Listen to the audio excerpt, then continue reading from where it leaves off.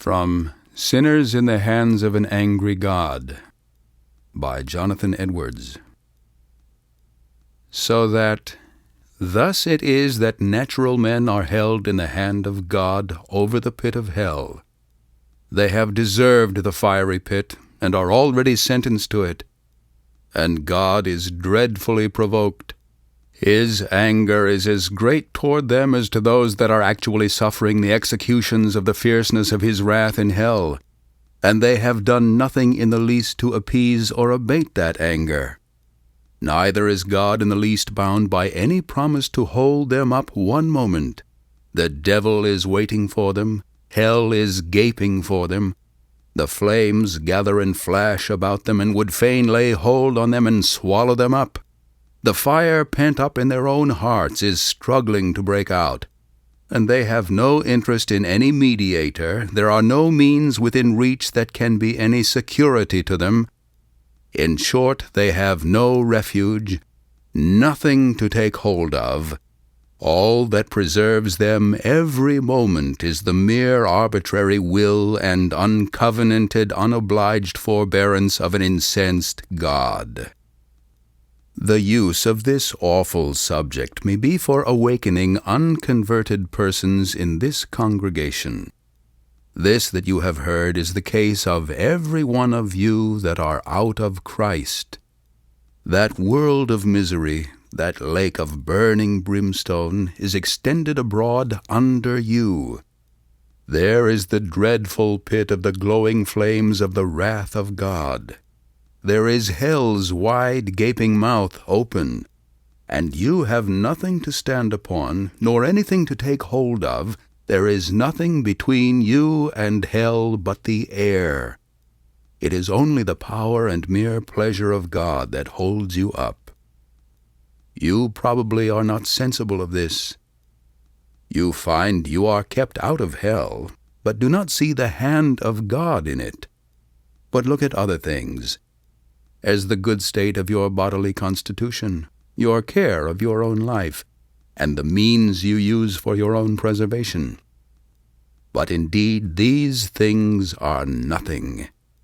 If God should withdraw his hand, they would avail no more to keep you from falling than the thin air to hold up a person that is suspended in it.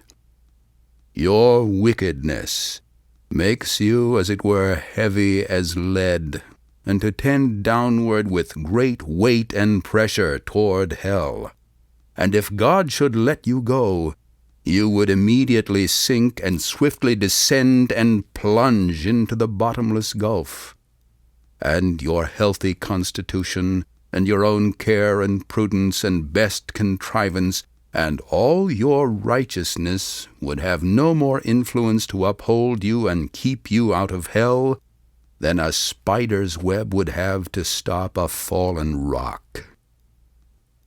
The wrath of God is like great waters that are dammed for the present. They increase more and more, and rise higher and higher, till an outlet is given, and the longer the stream is stopped, the more rapid and mighty is its course when once it is let loose. It is true that judgment against your evil works has not been executed hitherto. The floods of God's vengeance have been withheld. But your guilt in the meantime is constantly increasing, and you are every day treasuring up more wrath. The waters are constantly rising and waxing more and more mighty, and there is nothing but the mere pleasure of God that holds the waters back, that are unwilling to be stopped and press hard to go forward. If God should only withdraw his hand from the floodgate, it would immediately fly open, and the fiery floods of the fierceness and wrath of God would rush forth with inconceivable fury, and would come upon you with omnipotent power. And if your strength were 10,000 times greater than it is, yea, 10,000 times greater than the strength of the stoutest, sturdiest devil in hell, it would be nothing to withstand or endure it. The bow of God's wrath is bent, and the arrow made ready on the string, and justice bends the arrow at your heart and strains the bow. And it is nothing but the mere pleasure of God, and that of an angry God, without any promise or obligation at all, that keeps the arrow one moment from being made drunk with your blood.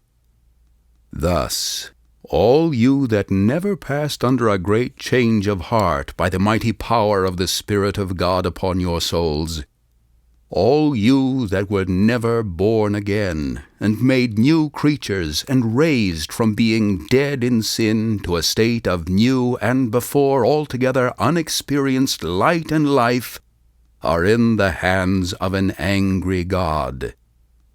However you may have reformed your life in many things, and may have had religious affections, and may keep up a form of religion in your families and closets and in the house of God, it is nothing but His mere pleasure that keeps you from being this moment swallowed up in everlasting destruction. However unconvinced you may now be of the truth of what you hear, by and by you will be fully convinced of it. Those that are gone from being in the like circumstances with you see that it was so with them. For destruction came suddenly upon most of them, when they expected nothing of it, and while they were saying, "Peace and safety," now they see that those things on which they depended for peace and safety were nothing but thin air and empty shadows. The God that holds you over the pit of hell, much as one holds a spider or some loathsome insect over the fire, abhors you and is dreadfully provoked. His wrath toward you burns like fire. He looks upon you as worthy of nothing else but to be cast into the fire. He is of purer eyes than to bear to have you in his sight.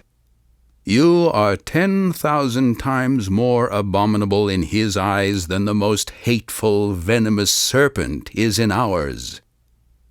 You have offended him infinitely more than ever a stubborn rebel did his prince, and yet it is nothing but his hand that holds you from falling into the fire every moment.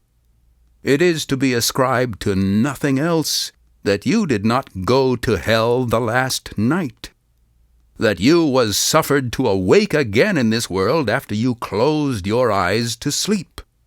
And there is no other reason to be given why you have not dropped into hell since you arose in the morning, but that God's hand has held you up. There is no other reason to be given why you have not gone to hell since you have sat here in the house of God, provoking his pure eyes by your sinful, wicked manner of attending his solemn worship. Yea, there is nothing else that is to be given as a reason why you do not this very moment drop down into hell. O sinner, consider the fearful danger you are in. It is a great furnace of wrath, a wide and bottomless pit full of the fire of wrath, that you are held over in the hand of that God whose wrath is provoked and incensed as much against you as against many of the damned in hell. You hang by a slender thread, with the flames of divine wrath flashing about it and ready every moment to singe it and burn it asunder. And you have no interest in any mediator, and nothing to lay hold of to save yourself, nothing to keep off the flames of wrath, nothing of your own, nothing that you have ever done, nothing that you can do to induce God to spare you one moment.